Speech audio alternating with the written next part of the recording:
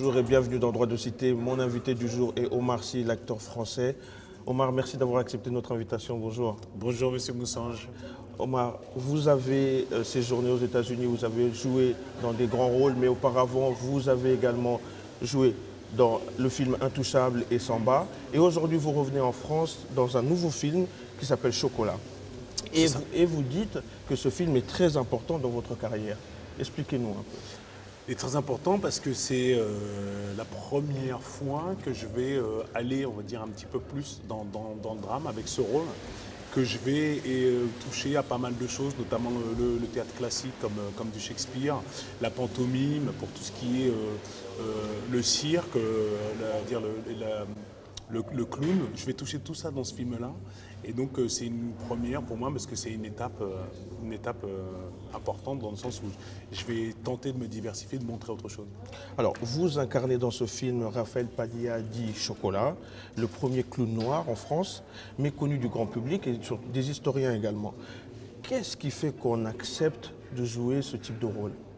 Mais comme je l'ai dit, c'est que déjà pour les raisons que je vous ai évoquées tout à l'heure, ça c'est mon point de vue d'acteur. Après mon point de vue d'homme, et l'injustice qui se manifeste quand j'apprends l'existence de ce clown que j'ignorais totalement. Quand je comprends qu'il est à l'origine d'un point important dans la comédie clownesque, c'est-à-dire que c'est les premiers avec son binôme Foutit à avoir créé le binôme, le clown blanc et l'Auguste. C'est la première fois qu'on voit ça au monde, c'est eux qui l'ont fait.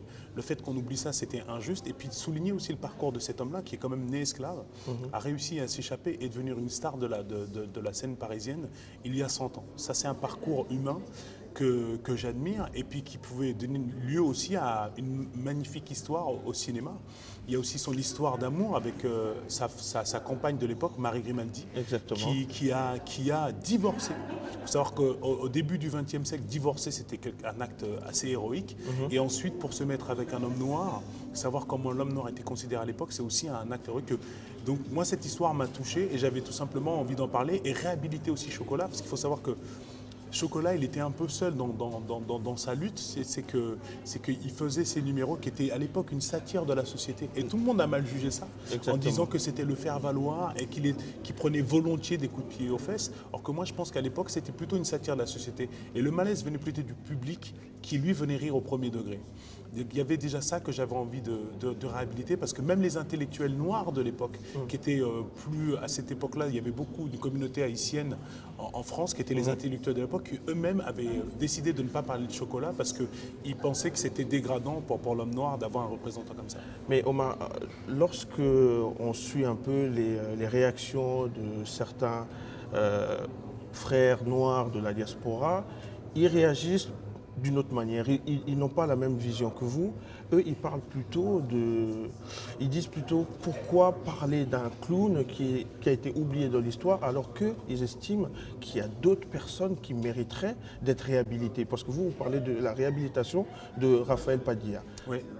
Moi, ma sensibilité, elle est sur Raphaël Padilla parce que j'en entends parler et puis que son parcours me parle pour pas mal de choses, parce qu'il vient d'un duo comique, parce qu'il a vécu une union mixte 100 ans auparavant. Et moi, c'est de ça que j'ai envie de parler. J'ai envie de parler de ce parcours de cet homme-là, qui est né esclave quand même, qui a réussi avec sa liberté de faire quelque chose. C'était un artiste. Et moi, en tant qu'artiste, ça me touche et j'arrive à... Vous vous identifiez à lui. Ben, je trouve que j'arrive à comprendre et surtout, j'ai besoin de le réhabiliter pour aussi ces raisons-là. Pour ces gens qui pensent que justement, parce qu'il était clown, il n'a pas plus de valeur qu'un autre. Je ne suis pas d'accord avec ça et donc c'est encore... Ce genre de remarques me fortifie ma conviction qu'on doit réhabiliter Raphaël Padilla. Alors, lorsqu'on regarde le film Omar, on observe déjà qu'il faut être physiquement préparé, être prêt, et aussi une transformation physique. On voit que vous avez pris des muscles, que vous êtes plus costaud que d'habitude. Comment avez-vous fait ? Ben, comme tout le monde, je suis à la salle de sport. Non, mais effectivement, il y a toute la technique du cirque qui demande beaucoup de résistance, surtout pour un tournage, parce qu'on est amené à répéter plusieurs fois les choses. Il fallait avoir la machine qui suit. Donc, j'ai dû aller réveiller certains muscles qui étaient endormis chez moi pour pouvoir tenir la cadence. Ouais. D'accord. Mais alors, revenons un peu sur Raphaël Padilla dit Chocolat. On retient également de lui des moments de doute, d'incertitude, où, comme vous venez de dire tout à l'heure, il se posait la question de savoir est-ce que c'était vraiment son succès était dû à son à son rôle de fait d'être un bon clown, ou c'était parce que c'était un nègre qui prenait des coups de pied aux fesses par un blanc? Ouais. Voilà. Et lorsqu'on suit votre communication actuelle, on voit que vous parlez aussi de cette culpabilité que vous avez connue en vous demandant pourquoi moi. Est-ce que vous pouvez nous expliquer cette chaque artiste, ces sensations? Cette sensation, elle est liée à tous les artistes. Là, c'est le doute de Raphaël Padilla. Il n'est pas lié au fait qu'il soit noir, il est lié au fait que c'est un artiste. Et les artistes, ils sont dans le doute tout le temps. Et c'est le doute qui les fait créer, être créatifs et qui les fait avancer. Donc moi, j'ai ces périodes-là aussi dans ma vie où je me remets en question, à savoir pourquoi moi, pourquoi je suis là, qu'est-ce que je peux faire de nouveau.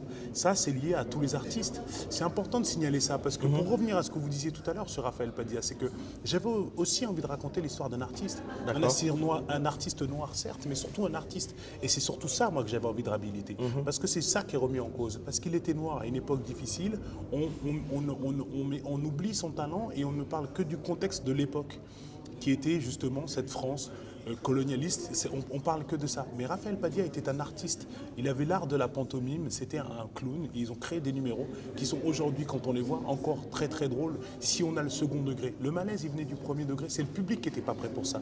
Mais eux, ils avaient créé quelque chose. Et moi, c'est ça que j'ai envie de souligner. C'est aussi leur habilité, surtout en tant qu'artiste et en tant qu'homme. En tant qu'artiste, en tant qu'homme. Mais Omar, vos deux derniers films, Samba et Chocolat, traitent de sujets, comme vous venez de dire, forts et d'actualité. Est-ce qu'on peut dire qu'Omar Sy est aujourd'hui un artiste ou un acteur engagé? Moi, je ne sais pas comment on peut mettre engagé après artiste ou acteur. Évidemment que je suis engagé, mais ça va de fait. Donc dire acteur engagé, je comprends pas le terme. Moi, oui, évidemment, je m'engage à raconter des histoires, je m'engage à raconter les choses qui me touchent.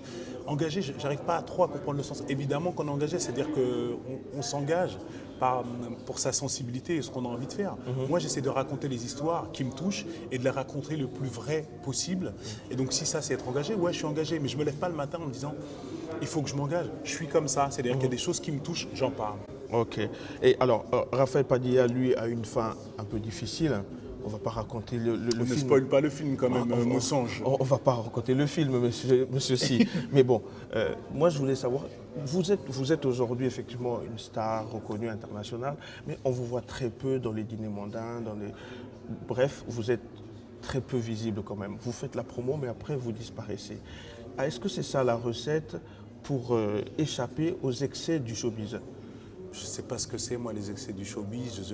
Je pense que chaque artiste vit ses moments de doute et ses incertitudes comme il veut. Là, on parle de ça parce qu'on parle de Chocolat qui a vécu ça, mais bien sûr, que je trouvais aussi habile dans la manière de le raconter de Roche Dizem, qui est le réalisateur du film. Ce que je trouvais habile, justement, c'est de le raconter en tant qu'artiste et en tant que star. Et Roche disait un truc assez beau, il disait « Moi, je voulais les filmer comme une rockstar ». On a toutes ces rockstars qui sont comme ça et qui se brûlent les ailes. Il ne faut pas oublier Vous considérez aujourd'hui comme une rockstar française? Non, je parle plutôt de Raphaël Padilla. À l'époque, il était quand même dans une espèce de schizophrénie, c'est-à-dire que le clown était accepté, mais pas l'homme. Et dans cette solitude-là, parce que même les Noirs de l'époque le rejetaient, les Blancs ne l'acceptaient pas totalement, donc il était totalement seul. Donc ça explique aussi peut-être cette fuite avec les mondanités, l'alcool, les femmes, un peu la facilité. En ce qui me concerne, moi j'ai ce qu'il me faut quand je rentre chez moi. J'ai une femme, des enfants, une vie assez complète. Encore une fois, c'est une question de sensibilité. Moi, je ne suis pas là pour juger les autres. Moi, je fais différemment. C'est-à-dire que quand j'ai fini mon travail, j'aime rentrer chez moi parce que je m'y sens bien. J'ai réussi à trouver une maison agréable. Oui, une maison agréable à Los Angeles. avec les gens à l'intérieur qu'il faut. À Los Angeles tout de même. Ben oui, tout de même, mais alors, sans mal. Non, pas du tout. Très bien. Merci, chers internautes, d'avoir suivi Droit de Cité. Merci, Omar Sy, d'avoir accepté de répondre à nos questions. Merci. À bientôt, chers internautes. Au revoir.